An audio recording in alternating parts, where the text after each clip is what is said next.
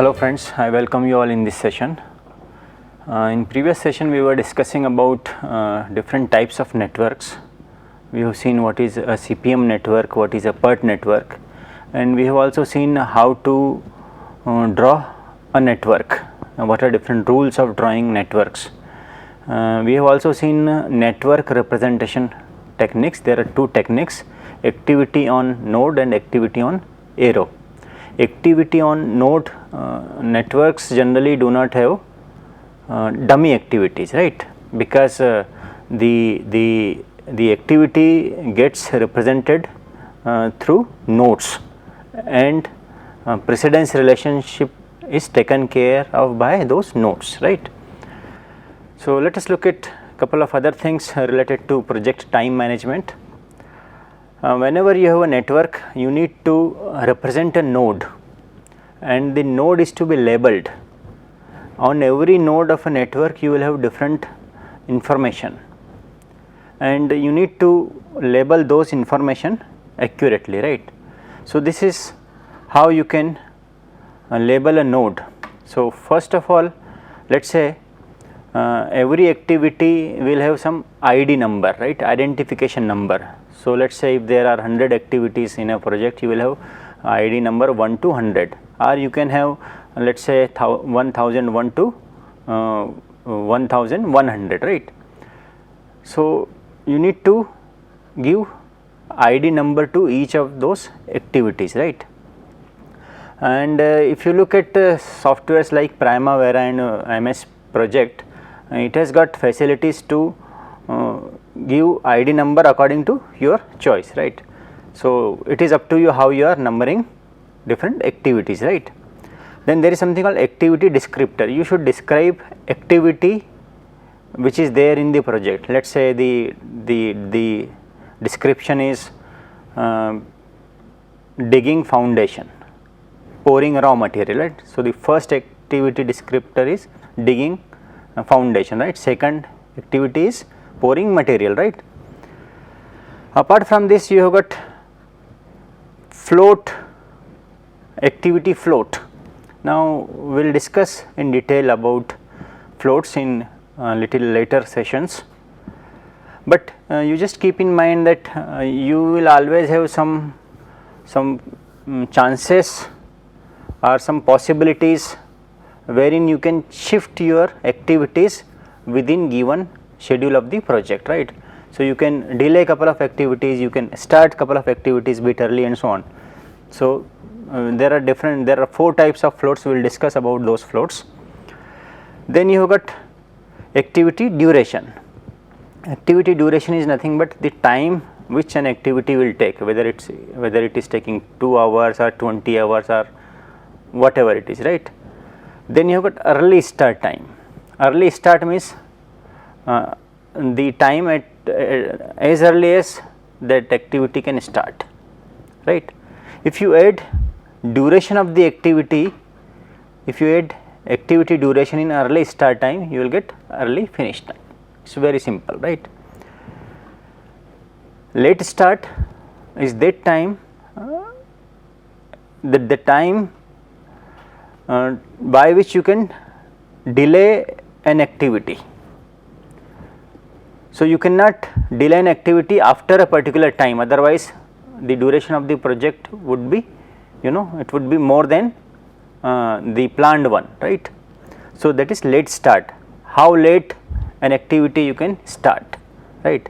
Late finish, whatever is late start plus duration of the activity will give you late finish, right. We will discuss about all these things in detail. Okay. In previous class I told you that in next class I would talk about how to number the events, right. So, let us take this network. There are 6 nodes, right, A, B, C, D, E and F, right, and there are different activities, right. Let us say this is activity A, right. So, this A, B. So, this activity is B, right. This is you have got C, right. So, B, E, this is activity C. Then you have got D, E, F, this is G, H and this is I, right. So, E to F is activity I. Now, I want to number these nodes, right. So, there is something called Fulkerson's rule which will help you in numbering the events, right, and it is a very simple rule. So, what happens in every network, you will have an initial node, there would be a first node in which there will not be any activity entering into it, only you will have activities outgoing from that first node, right. So, node that event as first number, right. So, an initial event is one which has arrows coming out of it and none entering it, right. In any network there will be only one such event, number it as 1, right. So, the node which does not have any arrow entering into it, but only arrows coming out of it, right. So, number that event as 1. The second step is delete all arrows emerging from event 1. This will result in at least one more initial event, and name that event or those events as 2, 3, 4, 5, so on, right. After that, delete all emerging arrows from these numbered events. Which events? Those events which you have numbered as 2, 3, 4 and 5, right. So, delete all emerging arrows from these numbered events which will create new initial events, right. Then further you will have some more events, right, and again do the numbering and keep on repeating these steps unless until you number the last node, right. So, you need to continue until event which has no arrows emerging from it is obtained. So, at the end you will have only an event which will have all arrows entering into it, right. There will not be any arrow emerging out of that event, right. So, that would be the last node, right. So, let us look at an example. Okay, yeah, we will take the same example. This example will take, and we will try to number the nodes, right.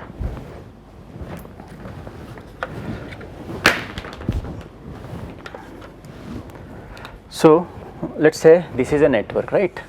So, you have got A, you have got B, you have got C, you have got D, right, then you have got E and F, right, and these are the activities, right.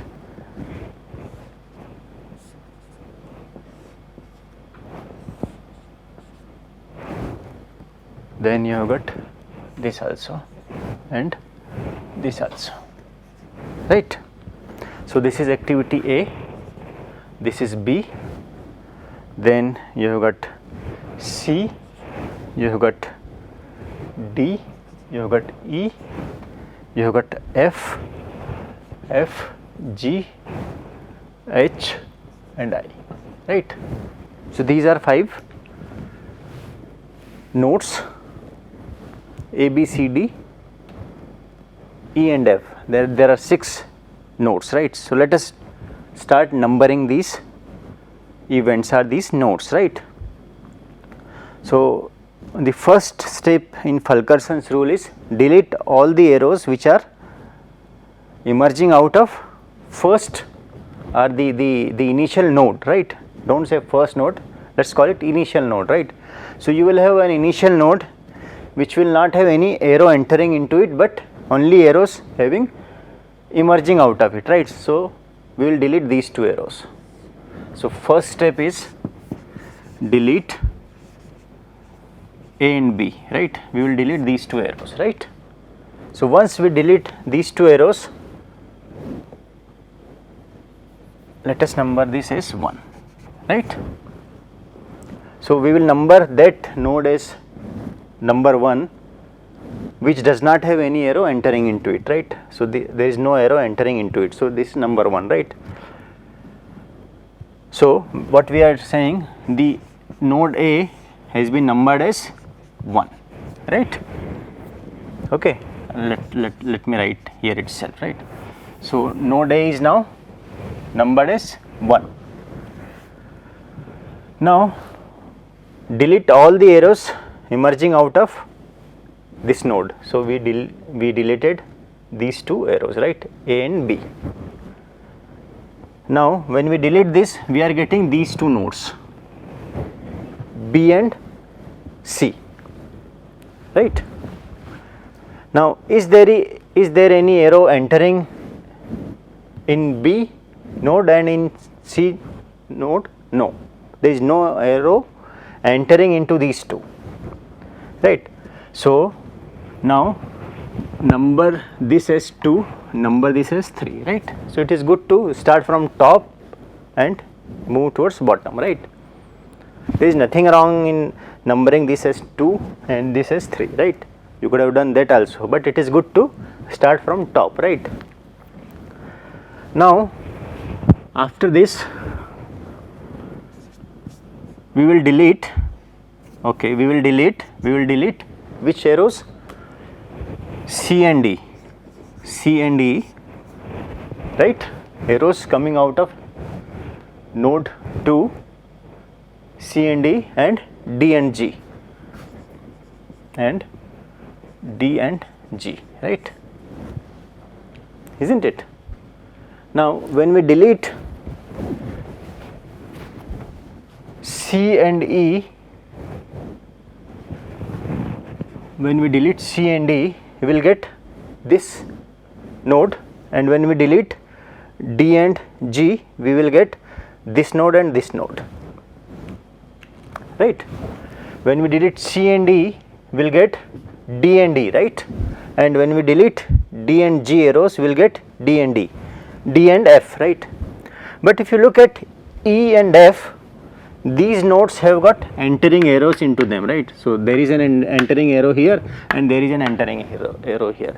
Only D is the event which does not have any entering arrow. So we will mark this as 4, right? So we will number this node as number 4, right?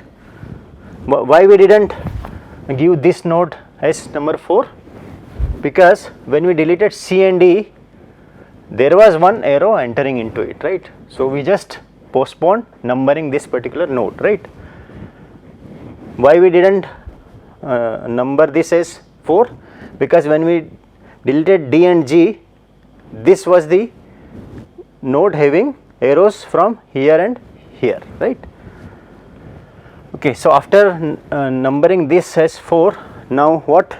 We have got 2 more nodes for numbering, right? So what to do now? We will delete which particular arrows in third step? F and H, right? So delete F and H. When we delete F and H, what will happen? This will not have any entering arrow, right? But this will have entering arrow from this side. So we'll mark this as 5 and finally this is 6. So this is how you should do the numbering in a network, right? This is known as Fulkerson's rule for numbering events, right? Okay, so let us look at, this is how what is the solution, right? So A has been numbered as 1, B as 2, C as 3, D as 4, E as 5 and F as 6, right? So this is how you can do the numbering, right? Okay, let us do this one, number the events. Let us go for numbering of this particular network, right?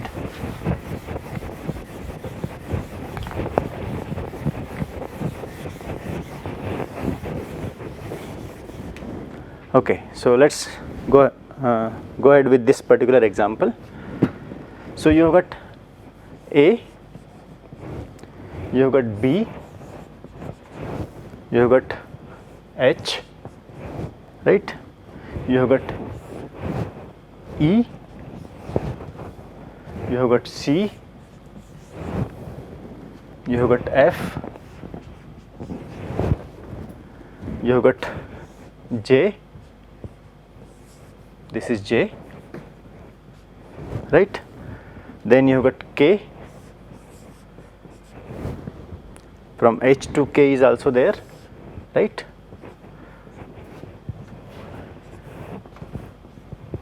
Then you have got F to C, right? In fact, let me write it here. This is your C and there is a dummy activity, right? F to C, right? Then you have got F to D and then finally G, right? So K to D there is an activity, J to K, yeah, is there, H to J is there, B to C, yes, it is there, B to this, E to, yeah, I think we have done all the, we have marked all the events, right? Now let us look at what are different activities. So this is A, this is B, you have got C and D, then you have got E and F, then you have got G and H, G and H, H, I and K, I is this, K is this, J, C to D is also there. So this is K, no, K is already, we have marked this. So this is J, this is L and this is M, right? I think this is the network which I have drawn over there, right? So there is one more dummy activity is J to K, J to K is dummy activity. So this is dummy activity, right?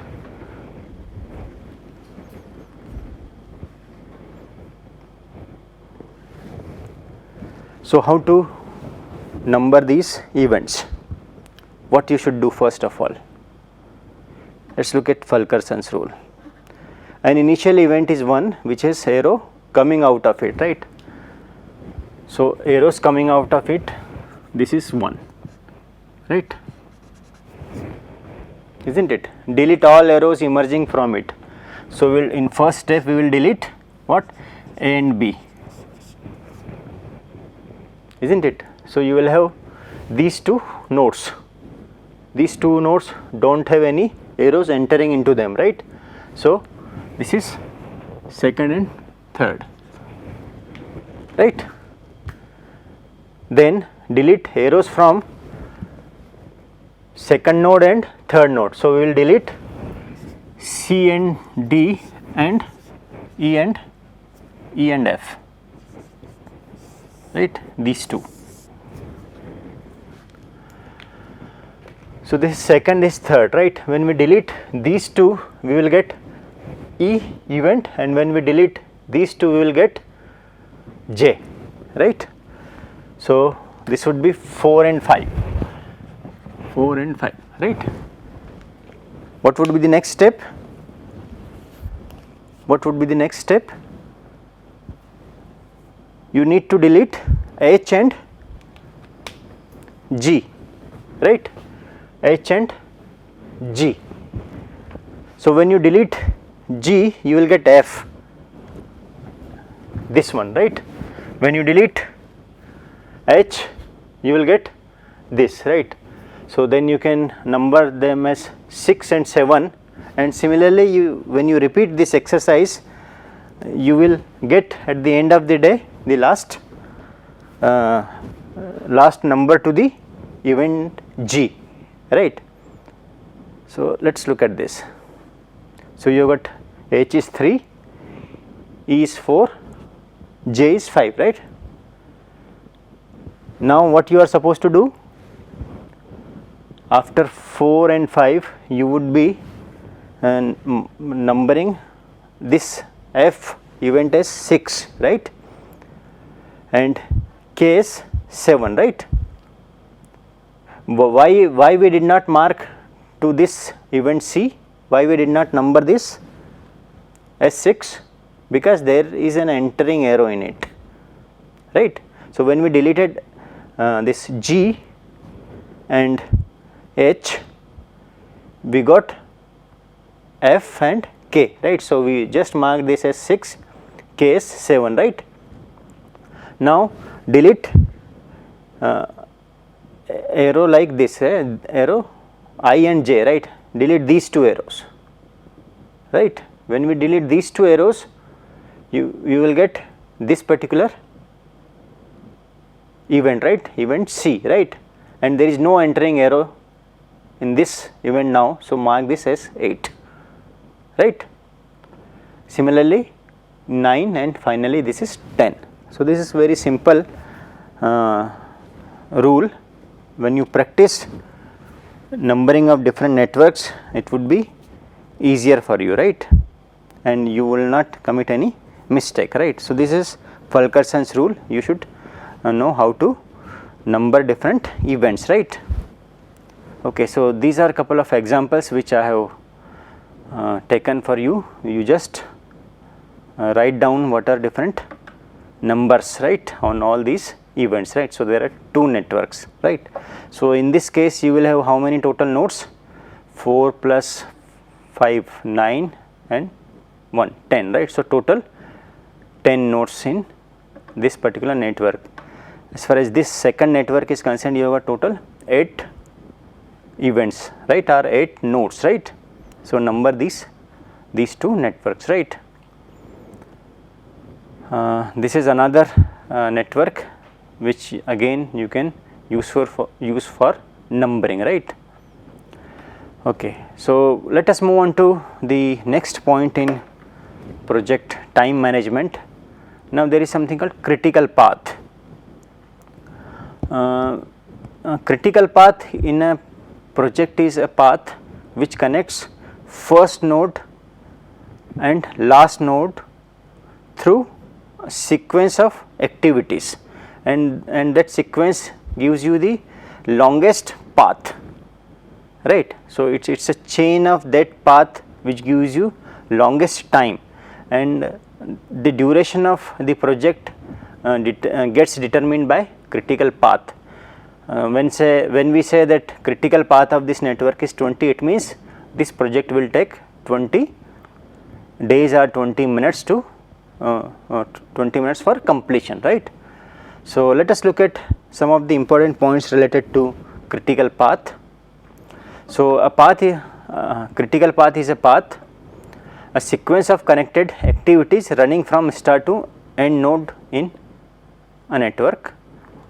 The critical path is the path which is the longest duration in the network, right? It is not the shortest duration path, right? It is the longest duration.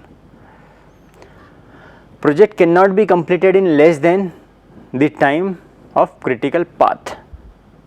This is quite a general statement, but let us say if there is a project which is taking, let us say, 20 days, right? So if you want to reduce the duration of the project, you assign more and more resources to different activities. So you can reduce critical path, but critical path is a path, as I said, in less than that time you cannot complete the project, right, in normal conditions, right? Okay, so let us find out critical path in a project. So this is the right time to define some more terminologies. There is something called earliest start time or earliest expected time of an activity, right? So earliest start time is a time when an event can be expected or expected to start as early as possible. It is computed by adding the TE. T is nothing but expected times of the activity path leading to that event, right? So let us calculate TE, right? T is nothing but earliest start time, right?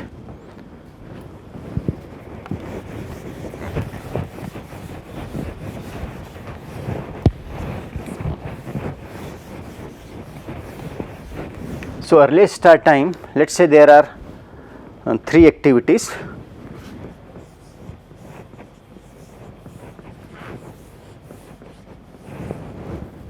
And there are 3 activities, this first activity, second and third, right? Okay. So let's say TE is 0. So you can start this activity as early as 0 unit of time, right? So this known as earliest start time. So at this node earliest start time is 0, and let's say the duration of this particular activity is 3.17 minutes, right? And for this it is 8.33, right? And the duration of third activity is 12.17, right? So 3.17, 8.33 and 12.17. These are 3 activities connected by 4 nodes, right? So we are now calculating earliest start time of all these nodes, right? So first of all, what you should do, calculate earliest start time of this node, right? Or okay, let me write it over here.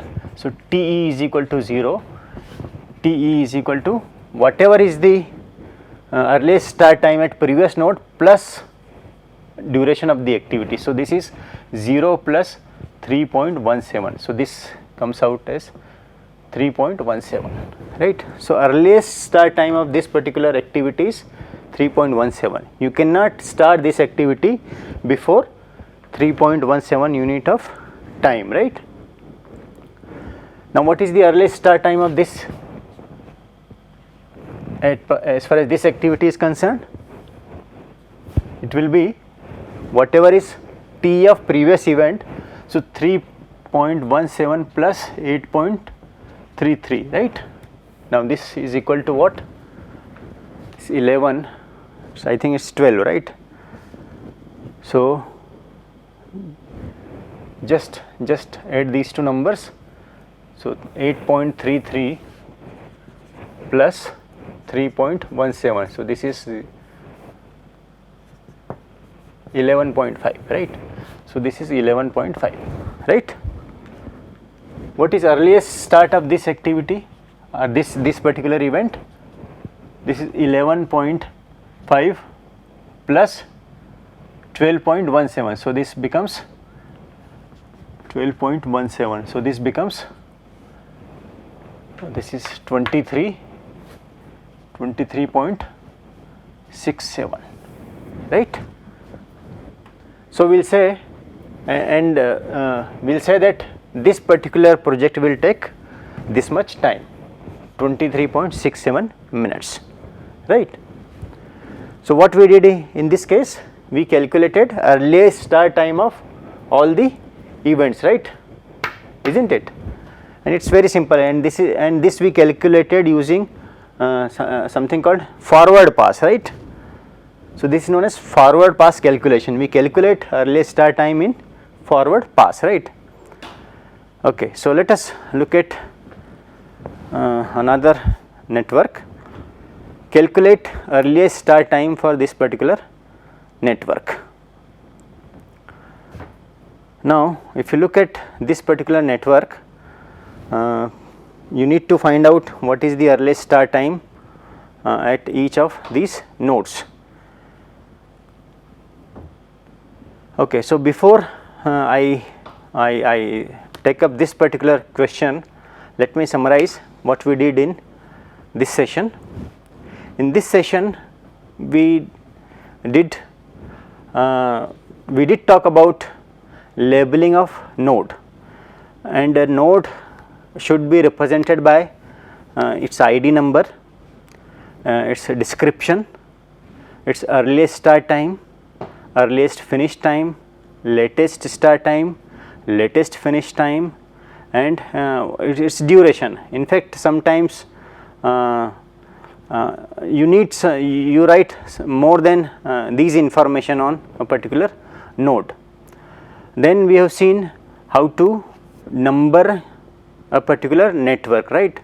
How to number events in a particular network, and for this we have seen something called Fulkerson's rule, right. So, in Fulkerson's rule you need to number the very first event, the initial event as number 1, which does not have any entering arrow into it, and you delete all the arrows coming out of it, and you just keep on repeating those steps which I have just shown in that slide, and by following those steps you can easily number the events of a network. So, with this let me stop here. Thank you very much.